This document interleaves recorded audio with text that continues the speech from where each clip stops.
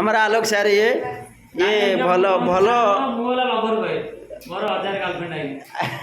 ଏ ଭାରି ରୋମାଣ୍ଟିକ ମଧ୍ୟ ବୋଲି ସାର୍ ଦେଖନ୍ତୁ କିନ୍ତୁ କହନ୍ତି ଆମର 1000 ଗାର୍ଲଫ୍ରେଣ୍ଡ ଆଉ ଇଏ ଆମର ହେଡ୍ ଅଫ୍ ଦ ଇନଷ୍ଟିଟ୍ୟୁସନ୍ ଆପଣ ଦେଖନ୍ତୁ ସେ ସବୁବେଳେ ପଢ଼ାରେ ବ୍ୟସ୍ତ ଦିନ ରାତି 24 ଘଣ୍ଟା ପାଠ ପଢ଼ନ୍ତି 24 ଘଣ୍ଟା ପାଠ ପଢ଼ନ୍ତି ସିଏ ପାଠ ନ ପଢ଼ିଲେ ତାଙ୍କର ଖାଦ୍ୟ ହଜମ ହୁଏନି। ଆଚ୍ଛା ଇଏ ଆମର ମିସ୍ ରୂପାଲି ପିଲା ଆଜି ଫିଷ୍ଟ ଖାଇବେ ବୋଲି ଆସିଛନ୍ତି କିନ୍ତୁ ତାଙ୍କୁ ସଞ୍ଜୟ ସାର୍ ଆମର ଗୁଡ଼ାଏ ଖଟେଇଲେଣି ଲେଖାଲେଖି କରାଉଛନ୍ତି। ଇଏ ହେଉଛନ୍ତି ଆମର ମିସ୍ ଚର୍ଚ୍ଚିକା ଟିକେ ଅନେଇଦିଅ ଏ ଦେଖ ଚର୍ଚ୍ଚିକା ଆମର ବଢ଼ିଆ ପିଲାଟା।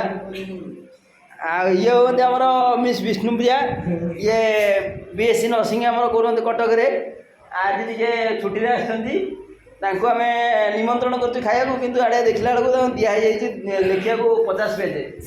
ଇଏ ଆମର ମୋତେ କାଳନ୍ଦୀ ସାର୍ ଭାରି ଲାଜକୁଳା ଲୋକ ସଙ୍ଗୀତଜ୍ଞ ସିଏ ଭଲ ସଙ୍ଗୀତ ସଂଯୋଜନା କରନ୍ତି ଆଉ ସଙ୍ଗୀତ ଗାନ ମଧ୍ୟ କରନ୍ତି। ଓ ଛତୁଟା ଭାରି ବଢ଼ିଆ ବାସ୍ନା ଆସିଲାଣି ଆପଣ ଦେଖନ୍ତୁ ଛତୁର କଲର୍ଟା କେମିତିଆ କଲର୍ଟା କେଉଁ ଭଳିଆ ଅଛି। ସଞ୍ଜୟ ସାର୍ ଆମର ଇଏ ହେଉଛନ୍ତି ବେଷ୍ଟ ରୋଷେଇଆ ବଢ଼ିଆ ଛତୁଟା ବଢ଼ିଆ ବାଗରେ ହେଇଛି। ଆଉ ମୋତେ ଦେଖୁ ଦେଖୁ ମୋର ପାଟିରୁ ତ ଲାଳ ଆସିଲାଣି।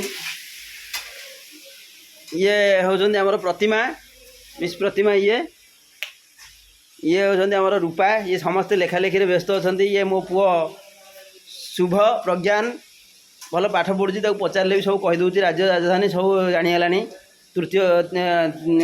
ଦ୍ୱିତୀୟ କ୍ଲାସ୍ରେ ପାଠ ପଢ଼ୁଛି। ଆଉ ଆମର ପିଲା ଅଛନ୍ତି ସେପଟ ଘରେ ଦେଖାଉଛି ମୁଁ ଆପଣଙ୍କୁ। ଇଏ ଆମର ହେଉଛି ମିସ୍ ସୁଚି ଟିକେ ଆଡ଼ିକି ଅନେଇ ଦିଅ ଇଂଲିଶ ଅନର୍ସ ଆମର ନିମାପଡ଼ା କଲେଜ ଅଟୋନମସ୍ କଲେଜ।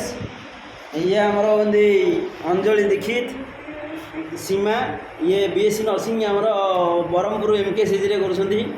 ଛୁଟିରେ ଟିକେ ସମସ୍ତେ ଆସିଛନ୍ତି ସମସ୍ତେ ଏକାଠି ହେଇଛନ୍ତି ଆଉ ତାଙ୍କୁ ଗୋଟେ ଫିଷ୍ଟ ଦିଆହେଉଛି କିନ୍ତୁ ଫିଷ୍ଟ ବଦଳରେ ତାଙ୍କୁ ଦିଆହେଇଯାଇଛି ଗୋଟେ କାର୍ଯ୍ୟ ଲେଖାଲେଖି ଦେଇଛନ୍ତି ସଞ୍ଜୟ ସାର୍ ସମସ୍ତେ 50 ଫାଳ ଲେଖା ଲେଖିଲେ ଯାଇକରି ଖାଇବେ। ଧନ୍ୟବାଦ।